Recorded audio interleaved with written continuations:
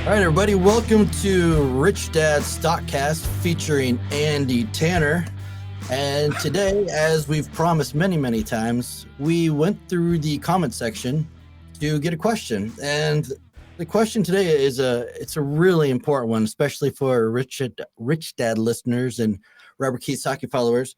The question came up: what is the difference between investing for cash flow and capital gains? And for our brand, and I'm going to say probably for the whole world, that is one of the biggest distinctions. It's huge. When you're trying to retire or get ahead in life. And so, Andy, I'm sure you know this already, but on our website, richdad.com, we actually have one of your webinars that you put up, and it was how to go from zero to cash flow in 30 days. Yep. Oh, look at that. So Sarah's going to put that in our description section. So people, please feel free to check out Andy's webinar, because we're going to touch on it here.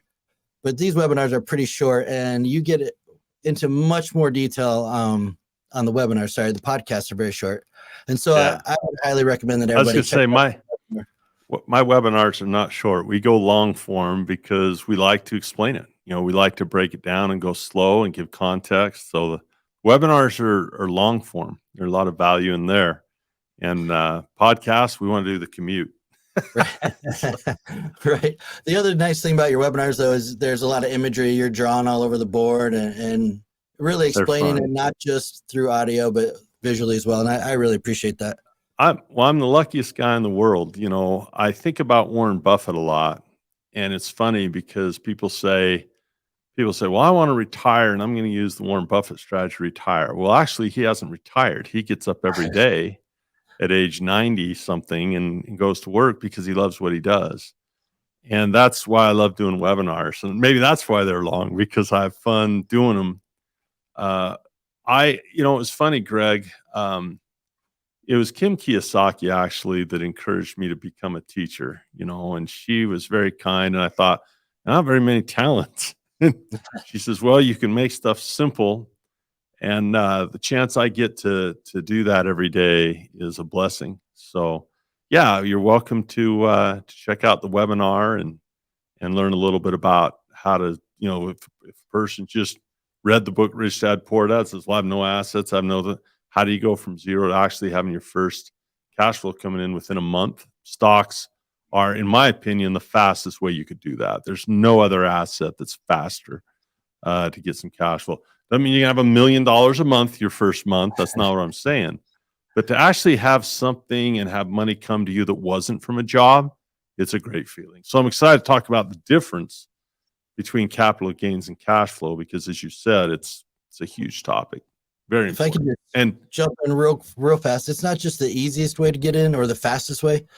You can get in with very little money. So it's also like in real estate, you have to have a large down payment, or with stocks, you can get in $100 or I don't, you should really get my kids, it's funny. I just last year was the second year I've done it. Both my kids, I talk about this a lot, that I homeschooled them for 1 year between 8th and 9th grade. We pulled them out, took a gap year, picked up where we left off. They want to play hoop when they get into high school. And both my kids, in September, school started. And I think it was like 2 weeks, September, I think it was the 13th for my first son, like the 15th for my second son or something like that, where we actually did, cash flow trades for those guys within 2 weeks. And they were, 8th graders. So fun. Well, and right there, you said cash flow trades. So we are going to discuss majority of this to understand cash flow versus capital gains. But the other thing, most people do not think of cash flow when they think of stock investing. They don't. Yeah. Before we dive into that, though, you want to kind of explain, why don't you explain capital gains first? Yeah. This is capital gains are what most people think of when they think of stocks. And if you, and capital gain has to do with the movement in price. So let's just picture a golden goose for a moment. Okay. Aesop's fable, the goose that gave the golden egg. A countryman finds one day that his goose lays a golden egg. So that would be cash flow because that's production. For example, if I have a rental property, I'm getting rent. Yeah, I'm producing something. So I love cash flow because cash flow means there's work being done. Cash flow means there's value being given. And the thing about cash flow, there's a customer on the other side that is buying something from you. I really like that. So you're a business owner. Now, if I were to change the Aesop's fable and ruin it completely, you tell the story like this: a countryman came and went to market, and he bought a goose that laid golden eggs for $100. And the next week, he sold that goose for $200 and lived very unhappily ever after because he lost his ability to get golden eggs. So a capital gain is when we buy an asset and sell it. And that to me is just so rough, because if you look at your asset column, Greg, wouldn't you want to keep adding more and more and more and more? You wouldn't want to buy a goose that laid golden eggs and sell it. You'd want to buy a goose that lays golden eggs, take those golden eggs and buy another goose that laid golden eggs, take those golden eggs and buy another goose that laid golden eggs. And that's called compounding. And that's, the reinvestment of cash flow. We don't get to reinvest cash flow if we have no cash flow.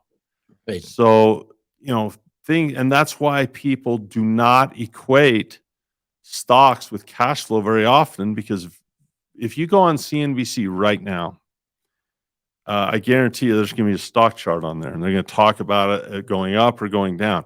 Price. They'll talk about, is the market going up? Is the S&P going up? It's all about things going up or going down. Very, very, very little discussion on CNBC on production and value and improving people's lives. So when people buy Apple and they watch CNBC, they usually buy Apple based on a decision of whether they think the price is going up, rather than saying, you know what, I think I'd like to go in the iPhone business and sell iPhones and have some of the profits from that. So that's really, and I really actually, I think one of the biggest places where Robert is misunderstood, and I'm not going to put words in his mouth, it's just an opinion, is, he and I feel very similar towards 401ks because it's about price. We feel very similarly, like, people that go buy stocks in order just to hope the price goes up. How do you know if the price is going up or down? You can be a crystal ball. That's really hard to do. And so I don't like that type of investing. I don't do much of it. Now, there are people that are good at trading. They're technical traders. They're good. I have people on my faculty that are very good, better than I am for sure at it. But I would say the foundation of investing is more like a Warren Buffett attitude of cash flow. So we can talk about that. Well, and also one of the things you taught me in a private conversation is when you're doing capital gains, and please clean up my mess that I'm going to say here. When you're doing capital gains, you constantly are looking for the deal. You have to buy low and then sell high, but you sold your deal. When you're investing your cash flow, you only really have to find the deal once, and it just keeps producing and producing and producing. So it's a much lazier strategy, if I could use that word. I would say very, very lazy. It's really funny because they call Warren Buffett the Oracle of Omaha, and that is such a superimposition. They superimpose this idea. The CNBC crowd that thinks it's about buying low and selling high, they say, well, he got rich because he predicts stock prices. And I don't know if that's true. If you were to look at Warren Buffett's portfolio, half of it isn't publicly traded. Now, that's really important to understand. So let me give you some companies: Fruit of the Loom, Duracell, Geico Insurance, See's Candies, Dairy Queen. Okay, those are. I think most of those are probably, I don't know if they're household names, but most people have bought a Duracell battery. Okay, tell me what the stock price is on any of those companies. Well, you can't, because they're not for sale. And that's huge to understand, that Dairy Queen isn't listed on the stock exchange. So how can Warren Buffett be the Oracle of Omaha and predict the price of Dairy Queen to be a good price that's going to go up if it doesn't even exist. He's a business owner. And the reason he's so brilliant, I think, is that he never started any of his own companies. Even Berkshire Hathaway, he bought, and he bought it because he was pissed off at the guys that owned it, bought it and fired them all, and said, all right, this is going to be my holding company now for all the other companies I buy. He doesn't know anything about building batteries. You put him in a Dairy Queen. There's a pretty funny YouTube clip of him and Bill Gates at a Dairy Queen trying to work there. Like trying to serve. Like you should see Bill Gates and Warren Buffett can't even do a soft serve ice cream cone. Okay, but the bigger point is the reason he likes See's Candies. See's Candies only makes money 1 month out of the year. One, it's Christmas, right? But it's a big month, right? It's a big month.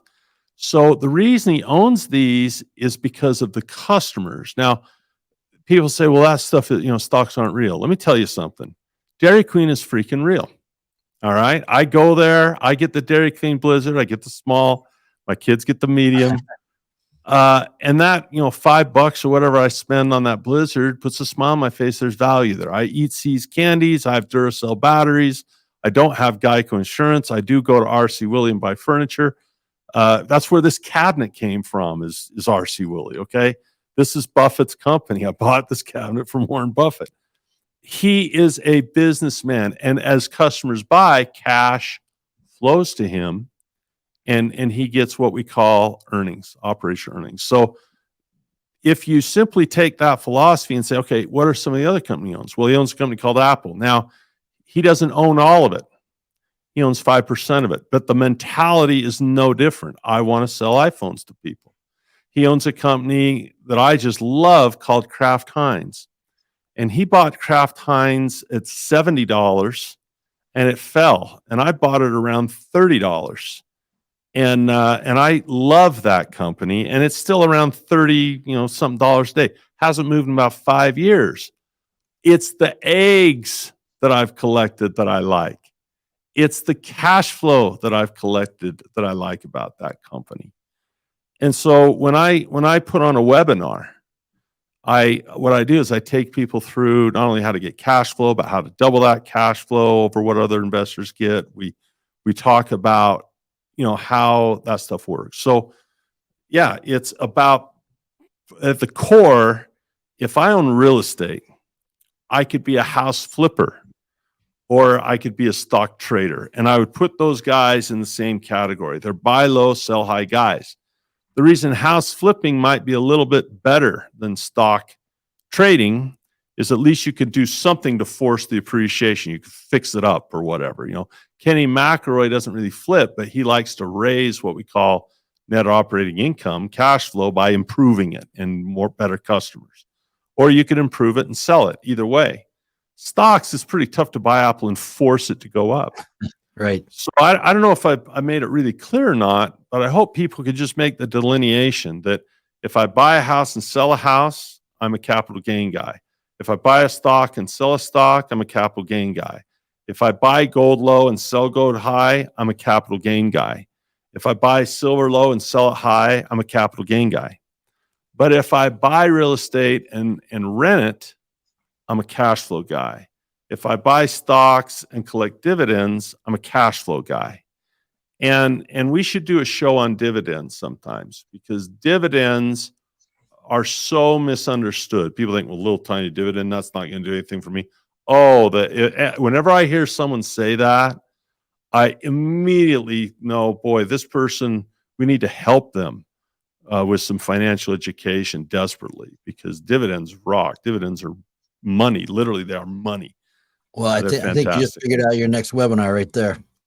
Well, let me use some language with real estate a little bit. So, well, hold on. Let's do that when we get back because I want to also challenge you on capital gains. That maybe there is the right time to do it, and maybe there's a time when that is the best investment. So when we get back, let's have a little challenge. We'll talk about real estate. We'll talk about stocks, and we'll talk about maybe there is a time capital gains is best. All right, we'll do it when we get back. All right, beautiful. All right, we're back with Andy Tanner on the Rich Dad Stockcast, and as promised, we're going to discuss two things. One is capital gains, and maybe Andy will admit there's a time when capital gains is the right investment. And two, how this also applies to real estate. But Andy, honestly, I'm more interested in hearing your thoughts on, is capital gains ever the right play? Well, there's always a price I can't refuse. For example, when I bought my very first rental property, I sold it to a guy named Laban, and the reason I sold it to him was two reasons. Number one, it was a beautiful home. It was about 3,000 square feet. I was renting it to him for $5,000 a month, and the cash flow was 500. And I probably made a mistake because, he was having a hard time getting financing. He was self-employed. He was in his 20s, had a really cool shop in a retail mall, but his daughter had cerebral palsy, and she would sometimes be in a wheelchair. And it was like the perfect house. It was one level. It was just perfect for them. And because he was a young entrepreneur, he had a hard time getting a loan, which is why he was renting. And I happened to have some relationships with some mortgage brokers. And I just felt like this house needed to be his. So I said, "Hey, why are you paying me rent?" We negotiated a price. I had bought the house. Was it right before foreclosure auction or something? I got it on the cheap. So I made, probably $20,000-$30,000 on the flip. But, at $500 a month over time, that house now would be worth, well over $1 million. Because now it used to be a big deal to be a millionaire. Not just means you live in California, right? I mean, you have a home with a garage and you're a millionaire, right? But yeah, so I guess, if someone gave me an offer I couldn't refuse, maybe I'd buy something low and they say, here's a price, and I buy it on that and sell it high, I suppose. I will say this, it's what you're good at. There are guys I know. I have a friend who flips 100 houses a year. Now that's a business because that dude has systems. Obviously, you can't do that. And really, people say, well, house flippers are idiot. Well, developers do the same thing. They develop the land, they build the house, and then they sell it. Well, flipper, they find the land, they renovate the house, and they flip it. So if you had a development business, no one would decry that. But if you're flipping, now you're just a cheap, flipper. So Yeah, right. there are people that can do that. And I will tell you this: if you needed quick cash in real estate, let's look at three financial goals. Let's say you have a student loan that's 30 grand. Okay, you flip one house and that goes away. It solves that problem pretty quick, right? But it doesn't give you freedom. You couldn't quit your job, right? So if you have a huge financial problem, address it. I got 40 grand in credit card debt. I got to get rid of it. Okay, go flip a house. Great. But that doesn't get you out of the rat race. So the bigger goal is cash flow, because that's where the freedom comes. If you're flipping houses, you're going to have to keep flipping houses. You don't get to walk away. But Kim, Robert, they can walk away because they have cash flow. And that's where the freedom comes in. And then the final thing where I like cash flow better is if I'm always trading stocks, what do my sons inherit? What does my foundation inherit? What does my charity inherit when I leave? So if you want a legacy, you want to leave, endowments that cash flow. So are there times to trade a stock? Sure. I have guys on my faculty like Noah Davidson. Dude knows how to trade, right? He understands technical analysis. George Soros, absolute trader. Michael Burry, absolute trader, right? These are buy low, sell high guys, and they've made some brilliant trades that have set them up for their life. A lot of them haven't gone well. My personal preference is more of the Warren Buffett, Charlie Munger idea of, hey, I want to own a great company. And let's talk about dividends and distributions. So let's say that you're going to do a big real estate project and you need more than one investor. It's bigger than what you'd buy on your own. So what you do is you break the project up into pieces, into shares, and you say, let's syndicate. Let's get 20, 30, 50 investors and buy this $100 million, project, this single family housing or mall or whatever you want to call it. It's very similar to stock. Now we have an asset that is split up amongst lots of owners.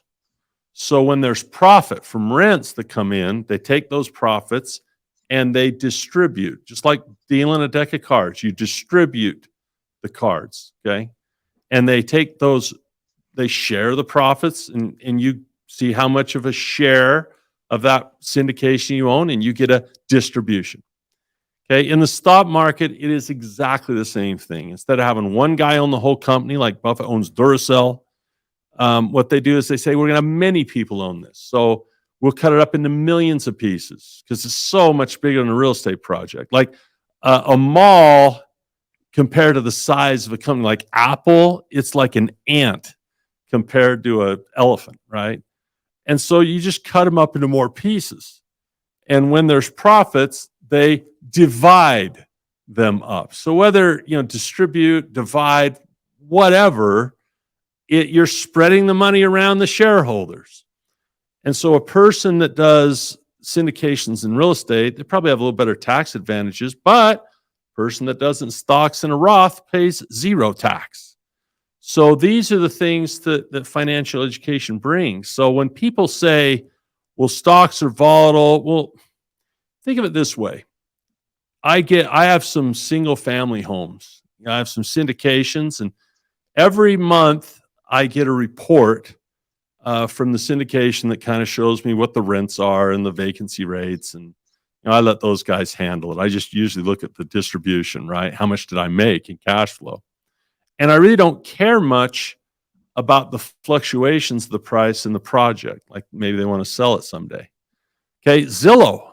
I got a couple single family homes out there floating around. Zillow, they will email me and say, hey, the price of your home went up or the price of your home went down. Okay, that's like a stock quote.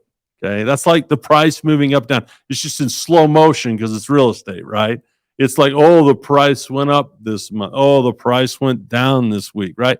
I don't care. I care that the rents come in and the cash flow come in, okay?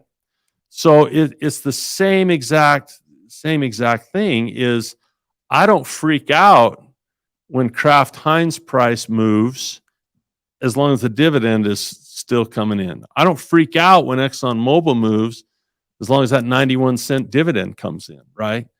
I don't care if my Zillow price moves as long as that rent comes in. So the mentality people have is, oh, stocks are volatile, they're up and down. Well, my real estate goes up and down too. My stocks go, who cares? It's the cash flow. It's not the capital gain. And right. I think is getting out of, that's how we, that's the rat race deal, right? Passive income over expenses is cash flow issue. It's a function. If you want to talk cash flow game, right? The cash flow game, you have an income statement and a balance sheet. Capital gains are a function of the balance sheet. It's the asset prices moving up and down and the net worth moving up and down. Cash flow is a function of the income statement, right? Money comes in, expenses go out, what's left over, that's your excess cash flow, or what we call net income, or the bottom line, or profit, or earnings, right? It's all the same language. So since you brought up the cash flow game, we play that often in the office here. And one of the things we're all trying to do when we play that game is get what you called earlier fast cash. We're all looking for that $1 stock card so we can put all our money into capital gain.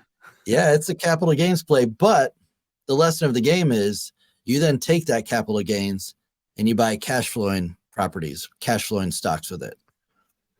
Yeah, I mean, if you really look at your ability to go from small deals to big deals, generally what happens is you buy a house in the game with cash flow, and then you get a market card, lets you sell it for a nice profit, and that's usually how you move from small deal cards to big deal cards.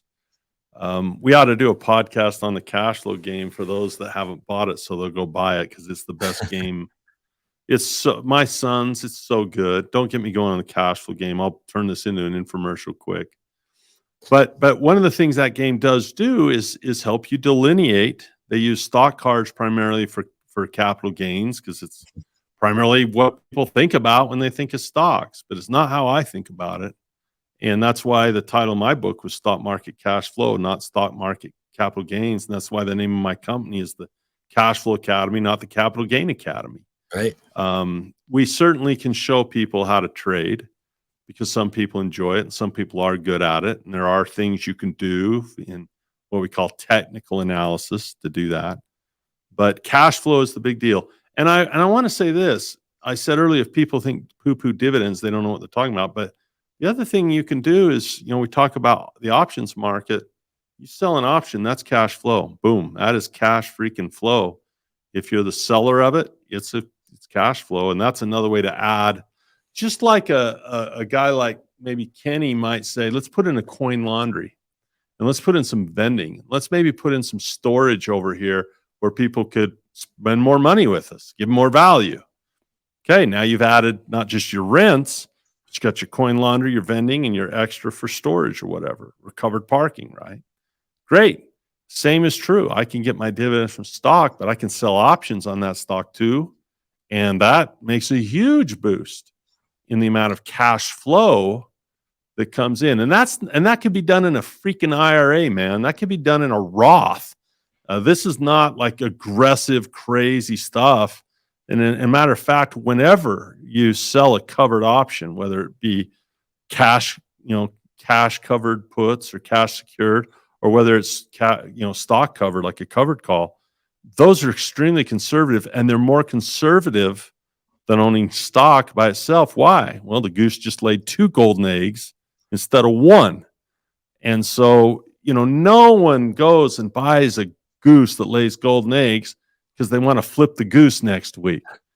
The reason Aesop's fable is exciting, and the reason that the farmer got greedy, is he wanted to speed up the cash flow, right? He didn't sell the goose. He actually tried to speed up the cash flow. So the motivation by buying most assets, if you want to get out of the rat race, passive income above expenses, that's going to be a function of cash flow.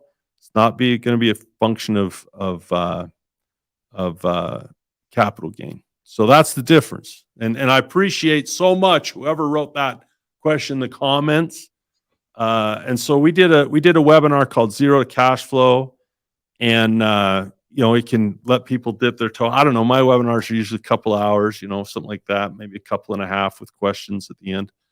But we do those replays, and they're one click away. Click it, you can go down the cash flow rabbit hole. And in most of my webinars, I'll show how that option stuff works, which is really cool. So they can check that stuff out if they want. So great discussion, important discussion. Your webinars in the not the comment section, the description section, but you briefly teach on this. My favorite part of the webinar is at the very end when you take the questions and answers, because I'm always like, oh, that's the question I would have asked. So in my opinion, it's the most valuable part because it actually kind of makes it personal to myself. Makes it a little longer, but I'm willing to do it. I would say this: the reason I love this discussion is most people are like, I just want to make money. I just want to make money. Give me a pick so I can make money. I just want to make money. And to understand that there is sophistication. Sometimes you buy things for capital gains. Sometimes you buy things for cash flow. Sometimes you buy things for protection, like a hedge. That really helps you with your mentality of gold.